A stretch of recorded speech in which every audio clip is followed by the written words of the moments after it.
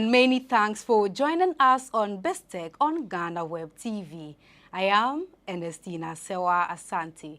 As usual on BizTech, we serve you some stories that made headlines in the week and an interview a member of the business desk had with an expert. The Ghanaian economy has in recent times been in a wobbling state due to the increasing debt and depreciation of the local currency. My colleague Stella Dziedzorm Sogli had an interaction with an economist, Professor Godfred Bokpin, on the depreciation of the local currency and how best Ghana can restructure its debts. And here is the full report.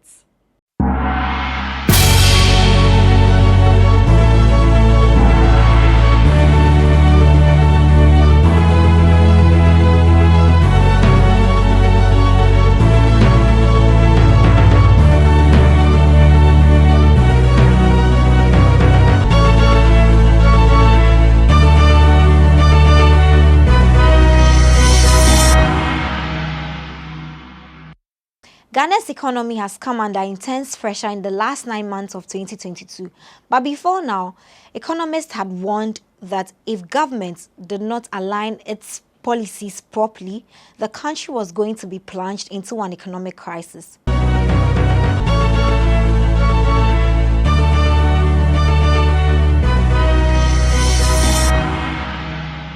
He also noted that calls for the removal of the Finance Minister, were appropriate, also adding that the size of government must be reduced. It will not amount to so much just changing the Finance Minister. He must go a step further and reduce the number of ministers and the government size overall, including the staff at the presidency. And beyond that, we must stretch that across state-owned enterprises, right? If you look at the staff strength, that has gone up since 2017. We are creating deputy CEOs and all of that. Look, this is the best time for Ghana to look at Ghana and say what is tolerable, what cannot be allowed. We must adopt a lean government across general government approach, not just the central government, but general government approach to doing business must adopt least cost approach. That is the only way we can come out of this. Speaking on the sidelines of the 11th Ghana Economic Forum, Professor Godfred Bokpin, an economist at the University of Ghana Business School, spoke on the government's posture towards recommendations from analysts.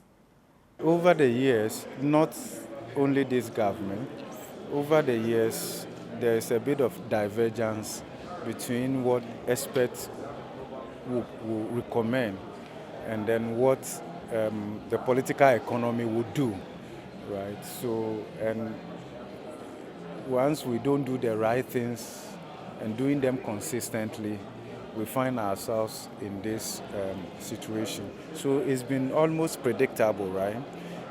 That if you fail to do the right things, you can't expect a different outcome other than what will show up at the end of the day. So we are hoping that in these difficult times, we'll be able to find some level of convergence in terms of consensus building in how we come out of this. That is very important.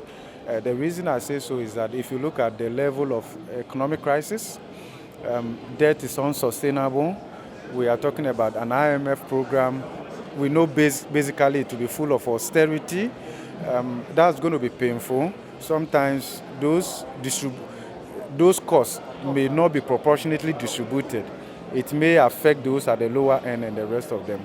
It will be important that we build consensus, swallow our political pride, reach out to each other, both opposition and in government, civil society, independent experts and the rest of them, harvest those expertise, alternative solutions, and let's see how we can concretize them, because time is not on our side.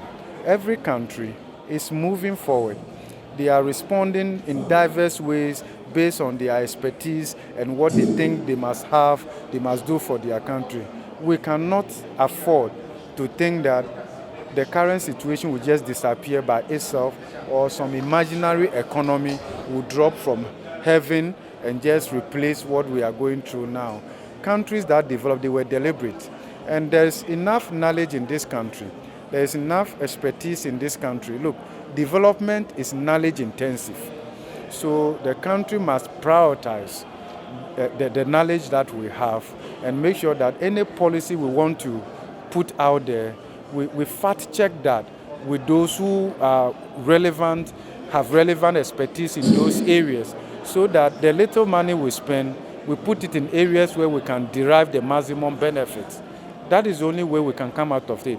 And whilst we are excited about great potential to generate a lot of domestic revenue, we should equally be advising government to be efficient with expenditure. Because in this country, we have been very wasteful. And we have said that we have been wasteful to the extent that the way we are operationalizing our democracy is so expensive. The cost of running our democracy in terms of size of government and all of that is just too huge. And at the end, when we are done, it leaves very little for where money has to go in order for growth to be engineered. And that's our problem. So that's why we are saying, yes, we'll collect more revenue. We all have to be more tax compliant. But we're also saying that let's look at expenditure. Let's take advantage of this crisis. Let's reduce the number of ministers to about 40 or below. We can do that. And in fact, then reducing the number of ministers or the size of government drastically will not affect growth. It will rather free up space for growth-enhancing spending. That's the only way Ghana can come out of this. Activities of the black markets have been of major concern due to the rapid depreciation of the Ghana cedi. The professor believes that if the fundamentals of an economy is weak, the exchange rate will expose it. He, however, wants government to deal with the issue from its roots. If you manage your economy prudently, right, the cedi just doesn't misbehave on its own. And as our current vice president once told us, when you are in doubt, check the exchange rate. It's a reflection of the fundamentals of the deteriorating fundamentals of the economy, a reflection of lack of confidence in government policy prescription. And we said this at the beginning of the year, that the 2022 budget failed to inspire hope. It failed to give greater assurance to creditors in terms of a fiscal sustainability part. We lost market access this year, so we couldn't raise euro bonds. We saw offshore investors exiting. We saw macroeconomic stability becoming entrenched. We saw inflationary pressures becoming entrenched, undermining the credibility built around Bank of Ghana's short-term price stability objective. When you see all these things and you check all these boxes, the cedi will come under cumulative pressure. As government continues to engage the International Monetary Fund on a possible financial bailout, Professor Bokpin advised government to fast-track its negotiations to be able to take the country out of the current economic crisis that it faces. My name is Stella Dziedzorm Sogli for BizTech on GhanaWeb TV.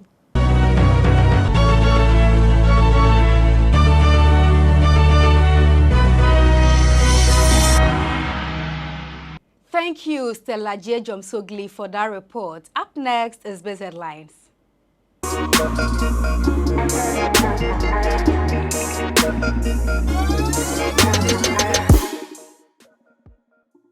To our very first story, T-bills were undersubscribed for the second week in October by 16%. Auctioning results from the Bank of Ghana from the tender held on 21st October for the government security showed that T-bill was undersubscribed by 260 million cedis. The government secured a total of 1,301 million cedis from the sale of T-bills. The interest rate also inched up to 32% for the 91-day T-bill and 33% for the 182-day T-bill. Despite the increase in the interest rate, returns on T-bill remain negative as inflation remains on the rise and currently stands at 37.2% as of September 2022. The increase in the interest rate further showed the increase in depreciation of the cedi against major trading currencies. A request by President Nana Addo Dankwa Akufo-Addo for Finance Minister Ken Ofori-Atta to be allowed to conclude talks with the International Monetary Fund has been acceded to by the majority caucus in Parliament.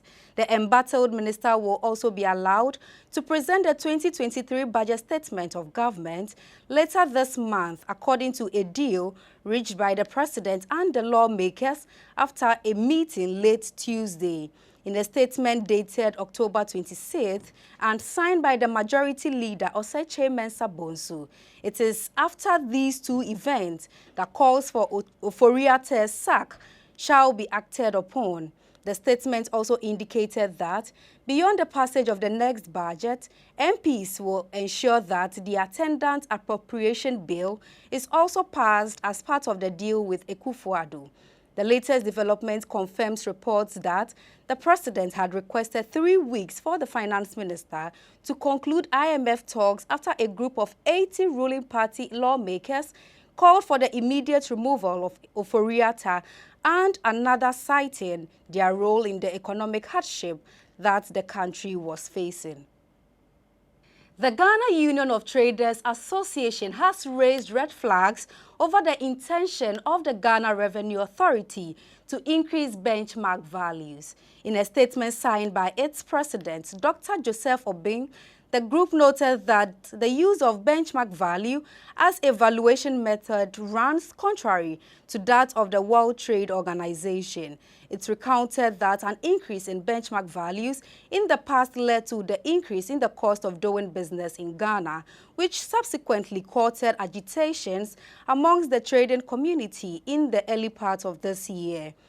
Guta, however, wants lawmakers or policymakers to intervene in the GRA's intention to hike benchmark values, stressing that it was unacceptable, especially in times when benchmark reduction policy engagements have not been resolved. Amidst the current economic challenges confronting the country, particularly on the free fall of the cedi, Guta members last week closed their shops to register their displeasure.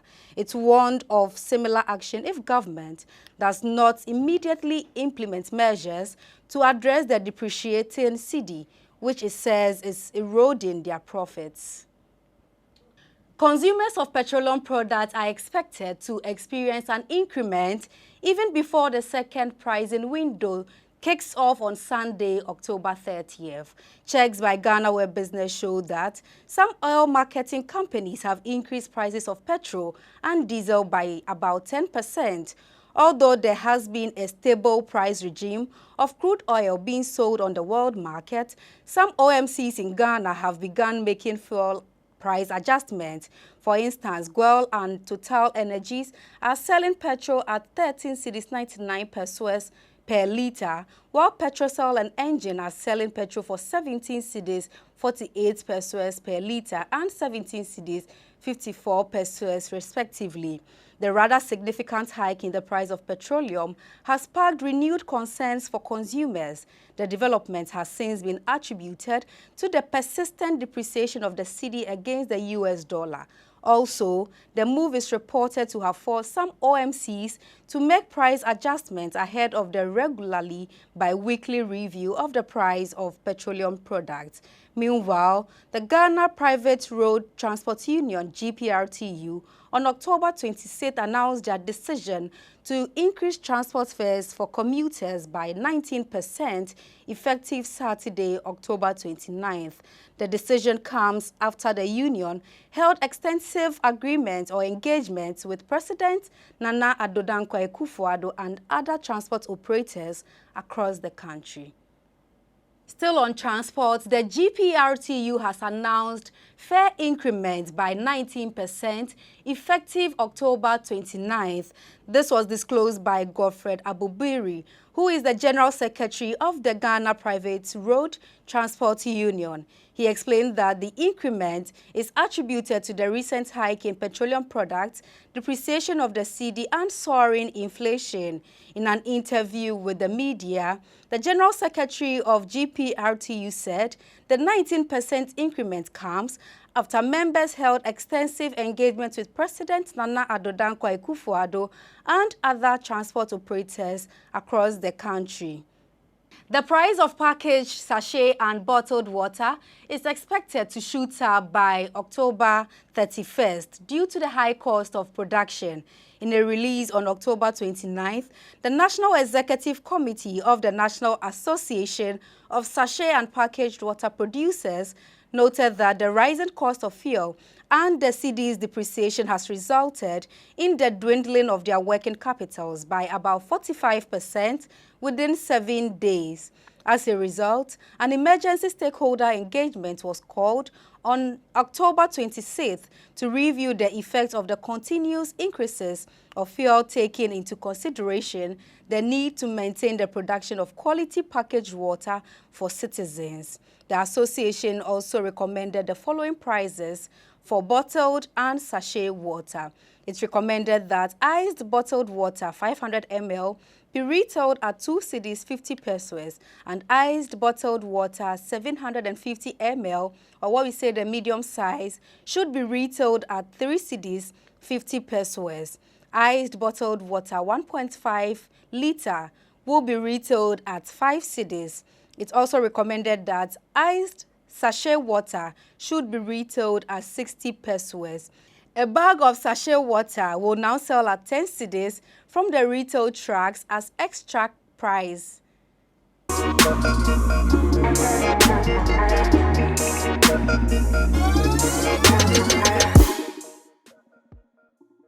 That's all for today. Thank you very much for joining us on today's edition of BizTech on GhanaWeb TV. Remember, this show airs every Friday on the same platform. Before we go, do log on to www.ghanaweb.com for more stories. Do well to follow us on all social media platforms on Facebook, Instagram, and Twitter at the GhanaWeb. On YouTube, GhanaWeb TV. I am Ernestina Serwaa Asante. Do have a lovely weekend.